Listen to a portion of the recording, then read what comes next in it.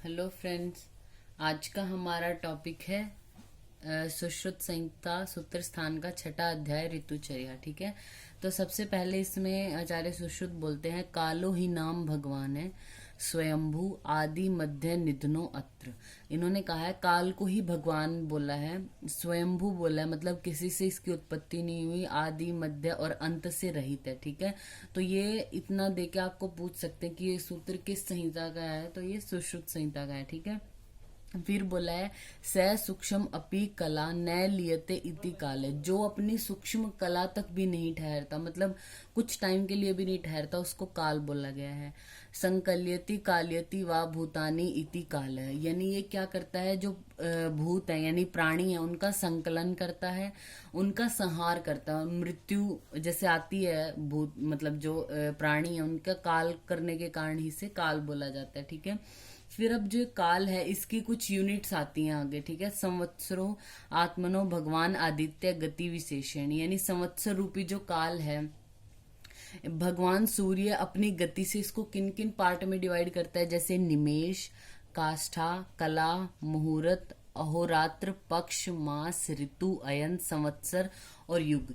तो आपको एक क्वेश्चन तो ये पूछा जा सकता है कि काल की स्मॉलेस्ट यूनिट किसे कहते हैं, तो वो क्या है, निमेष है।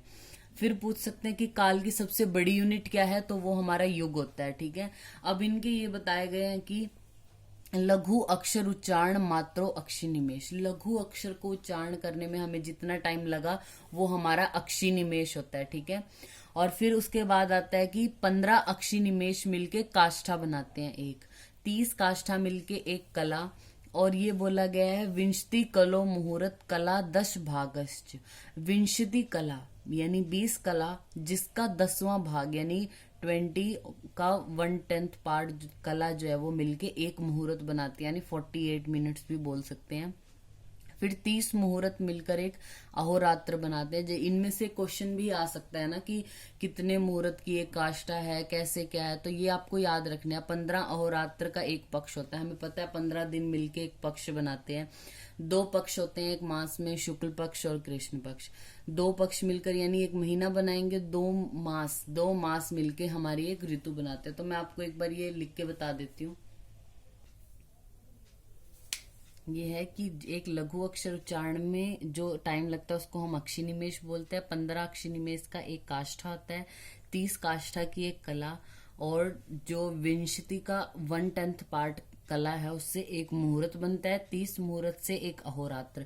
फिर से यहाँ पे 15 लिखा जाएगा कि 15 अहोरात्र का क्या होता है, एक पक्ष होता है। तो आप ये याद रखना, 15 है, 30 है, 20 का 1/10 पार्ट है, फिर 30 है, फिर 15 है। ठीक है,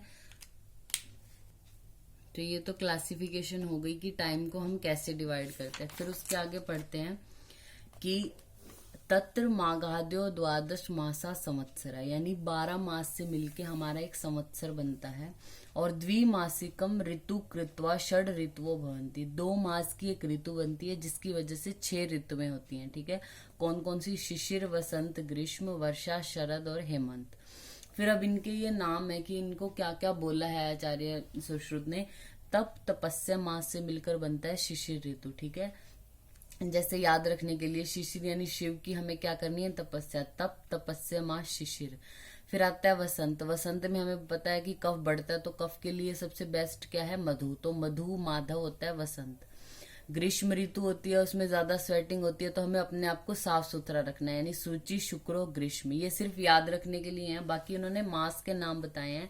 तप तपस्या मास से शिशिर ऋतु, मधु माधव से वसंत ऋतु, सूची शुक्र से ग्रीष्म, नभ नभस्य वर्षा का ही है, ईश ऊर्जो शरद का, सह सहस्य से हेमंत ऋतु बनती है। ठीक है, फिर बोला है ये हमें पता ही है कि हमारे 2 अयन होते हैं, जैसे दक्षिणायन और उत्तरायण होता है। ठीक है, तो इसमें बोला है कि जो दक्षिणायन है, दक्षिणायन में कौन कौन सी ऋतुएं आती हैं, वर्षा, शरद और हेमंत, जो नीचे की 4 होती हैं, मतलब पहले तो शिशिर, वसंत, ग्रीष्म में, फिर अंतिम 3 है वर्षा, शरद, हेमंत। तो वर्षा, शरद, हेमंत हमारी दक्षिणायन काल में होती है। इसमें भगवान आप्यायते सोम है। इसमें क्या है कि जो हमारा सोम है मतलब चंद्रमा है वो अप्यायन होता है, बलशाली होता है। और कौन कौन से रस की उत्पत्ति होती है, अमल लवण मधुराश्च रसा बलवंतो भवंती, और उत्तरोत्तर सर्व प्राणिनाम बलम अभिव्रियते। जैसे जैसे ये मास बढ़ते हैं, जैसे वर्षा से शरद में ज्यादा बल होता है मनुष्यों का, शरद से ज्यादा हेमंत में होता है, ठीक है। तो धीरे धीरे बल बढ़ रहा है, और कौन से रस की उत्पत्ति हो रही है? वर्षा ऋतु में अम्ल रस की, शरद ऋतु में लवण की, और हेमंत ऋतु में मधुर रस की उत्पत्ति हो रही है, ठीक है। फिर बोला है जब उत्तरायण काल होता है तो उसमें कौन सी ऋतु में? शिशिर, वसंत और ग्रीष्म। इसमें भगवान आप्यायते अर्क, अर्क जो है वो सूर्य को बोला गया है, यानी सूर्य भगवान जो है वो ज्यादा बलशाली होता है। और कौन कौन से रस की उत्पत्ति होती है? तिक्त, कषाय, कटुकाश्च। फिर उसके बाद बोला है उत्तरोत्तर सर्व प्राणी नाम बल अपिहीयते, यानी उत्तरोत्तर जो प्राणी है उनका बल क्षय होता है। इसको इजी उसमें हम कैसे याद रख सकते हैं? ये ऋतुएं शिशिर, वसंत, ग्रीष्म, वर्षा, शरद, हेमंत। तो सबसे ज्यादा बल होता है शिशिर ऋतु में, फिर धीरे धीरे कम हो रहा है, क्योंकि हमने पढ़ा है कि जो हमारा उत्तरायण काल होता है उसमें ये 3 ऋतुएं हैं, और धीरे धीरे बल कम होता रहता है। तो मैक्सिमम बल शिशिर ऋतु में, फिर मीडियम, फिर सबसे कम है। फिर हमने पढ़ी दक्षिणायन में बल क्या है? धीरे धीरे बढ़ता है, तो इसमें सबसे कम है, इसमें मीडियम है, और इसमें मैक्सिमम हो जाता है, ठीक है। फिर हमने पढ़ा कि रसों की उत्पत्ति कैसे होती है, तो इसको याद रखने के लिए हमें क्या करना है? कटु, तिक्त, कषाय, क्योंकि हमें लाइन से याद है मधुर, अम्ल, लवण, कटु, तिक्त, कषाय ऐसे होते हैं। तो आप ऐसे भी याद रख सकते हो कि सबसे नीचे से मधुर स्टार्ट हो रहा है, मधुर, फिर अम्ल ऊपर, बीच में लवण, ठीक है। इसको आप थोड़ा सा देखोगे बार बार तो आपको याद हो जाएगा, मधुर, अम्ल, लवण, कटु, तिक्त, कषाय। पहले नीचे वाला, फिर ऊपर वाला लिखना है, फिर बीच वाला, ठीक है। इस तरीके से ये इसमें बल और ये रसों का क्रम है ऋतुओं में। फिर उसके बाद बताया गया है शीतांशु क्लेद्यति उर्वी, उर्वी नाम है पृथ्वी का, शीतांशु क्लेद्यति, जो चंद्रमा है वो अपनी शीतल किरणों से जो है वो पृथ्वी का क्या करता है? क्लेदन करता है। और विश्वान शोष्यति अपि, विश्वान यानी सूर्य है वो शोषण करता है, सुखाता है उसको, ठीक है। और वायु पाल्यति प्रजा, ये आप हाईलाइट कर सकते हैं कि पूछ सकते हैं क्वेश्चन की प्रजा का पालन कौन करता है। फिर आपको ऑप्शन देंगे, सूर्य है, चंद्रमा है, वायु है आदि। तो वायु जो है वो प्रजा का पालन करती है, इसका रेफरेंस भी पूछा जा सकता है, ठीक है। वायु की इम्पोर्टेंस तो जैसे आचार्य चरक ने भी बताई है, चिकित्सा के जो 3य अध्याय है ज्वर, उसमें भी योग वहा परम वायु, यानी जो योग वाही द्रव्य उनमें बेस्ट कौन है? वायु है, क्योंकि संयोगाद उभयार्थ कृत, संयोग से ये दोनों काम करती है। कौन से दोनों काम? दहा कृत तेजसाम युक्त, जब ये तेजस यानी पित्त से युक्त होती है तो दहा भी करती है। और शीत कृत सोम संश्रयान, जब ये सोम यानी कफ से मिलती है तो ये शीतल कार्य भी करती है, ठीक है। तो दोनों काम करती है, यानी ये योगवाही है। फिर उसके बाद बोला है अयने द्वे युगपत, 2 अयन युगपत होके यानी मिलके क्या बनाते हैं? संवत्सर बनाते हैं, 1 वर्ष, यानी दक्षिणायन और उत्तरायण दोनों को मिला के 1 साल बनता है, 1 वर्ष। और तेतु पंच, तेतु यानी वो मिलके कौन वो? संवत्सर, 5 वर्ष मिलके क्या बनाते हैं? युगम इति, युग बनाते हैं, ठीक है। और ये निमेष आदि से स्टार्ट हो गए युग पर्यंत तक ये चक्रवत परिवर्तन होता रहता है, कि निमेष से निमेष यानी मात्रा, काष्ठा, कला, मुहूर्त, ये सब आगे चलता रहता है। तो ये क्या होता है? परिवर्तन एक काल चक्र कहलाता है ये सारा, ठीक है।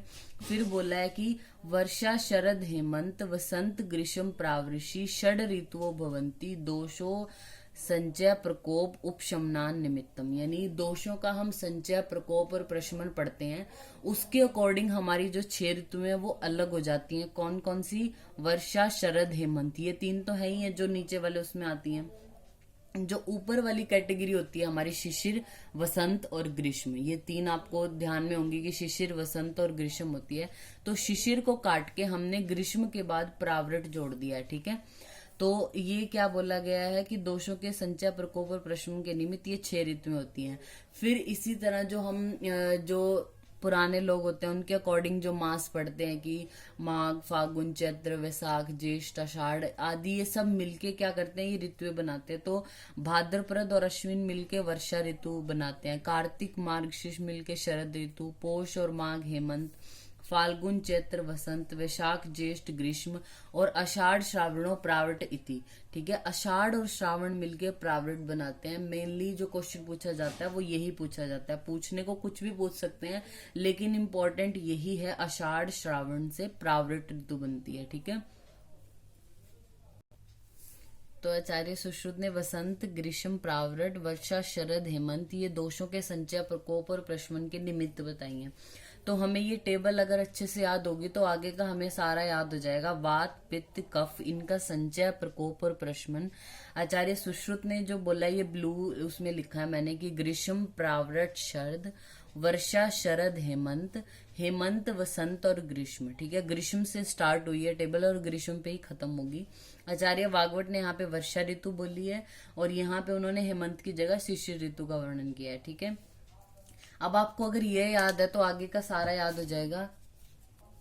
जैसे इसमें बोला गया, सबसे पहले वर्षा ऋतु की बात आई है तो वर्षासु औषधि तरुणे अल्पवीर्य, जो वर्षा ऋतु में औषधियां तरुण होती हैं, अल्पवीर्य वाली होती हैं। ठीक है, इसमें क्या होता है, पित्त संचयम आपाद्यति। वर्षा ऋतु में किसका संचय हो रहा है, पित्त का संचय हो रहा है। फिर बोला है शरद ऋतु आ गई, अब इसी के अंडर ही शरद ऋतु में पैतिकान व्याधियान जन्यति, यानी शरद ऋतु में पित्तज व्याधियां हो जाती हैं।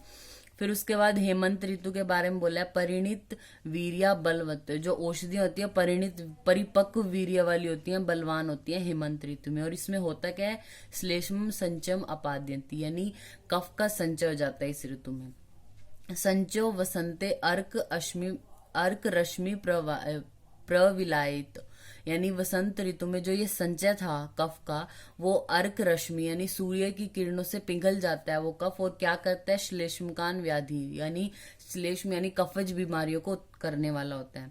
फिर आती है जो निदाग है, निदाग ग्रीष्म ऋतु को बोला है आचार्य सुश्रुत ने। जो निदाग यानी ग्रीष्म ऋतु, उसमें औषधियां कैसी होंगी, निसारा रुक्षा अति मात्रम लघु, निसार होंगी, रुक्ष होंगी, ज्यादा लघु होंगी। ठीक है, और इसमें क्या होता है, ग्रीष्म ऋतु में वात का संचय होता है, वायु संचम आपद्यंती। फिर आता है प्रावृट ऋतु के बारे में बोला है कि वातकान व्याधि, जो प्रावृट ऋतु उनमें वातज व्याधियां हो जाती हैं। तो अब ये जो इतना उन्होंने लिखा है, इसको इन शॉर्ट करके लिखा है कि वर्षा हेमंत ग्रीष्मेशु, वर्षा हेमंत और ग्रीष्म में संचित हुए दोष शरद वसंत प्रावृषि, शरद वसंत और प्रावृट ऋतु में कुपित हो जाते हैं। ठीक है, तो इनका हमें जो संचय है यानी प्रकोपित दोष है उनका निर्हरण करना चाहिए।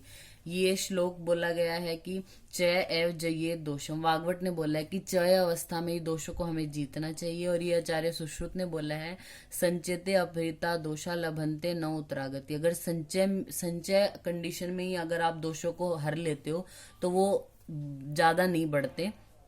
तेतु त्राशु गतिशु भवंती बलवत्रा, लेकिन अगर वो उत्तर गति को प्राप्त हो जाते हैं, मतलब संचय से प्रकोप की ओर बढ़ गए तो वो बलवान हो जाते हैं, इसलिए हमें संचय अवस्था में इनको निकाल लेना चाहिए। ठीक है, तो यहाँ बोला है, अब ये टेबल हमें याद है, अब हमने संचय प्रकोप पढ़ लिया तो प्रशमन भी पढ़ना चाहिए कि पैतिक व्याधियों का प्रशमन कब होता है, हेमंत ऋतु में। श्लेष्मिका नाम निदागे, वातिका नाम सर्दी, स्वभाव एवच, यानी स्वभाव से ही ये व्याधियां इस ऋतु में खत्म हो जाएंगे। ठीक है, तो अगर आपको ये टेबल याद होगा तो ये अच्छे से याद हो जाएगा कि किसका संचय प्रकोप प्रशमन कब होता है। और बाकी ये जो ऋतुओं के बारे में बताया गया कि निदाग में औषधियां कैसी हैं, हेमंत में कैसी हैं, वर्षा में कैसी हैं, तो ये याद रखना है। तो आज हम इतना ही करते हैं, आज हम इतना ही कंटिन्यू करके जो अभी नेक्स्ट बचता है उसको हम नेक्स्ट वीडियो में करते हैं। ठीक है, थैंक यू।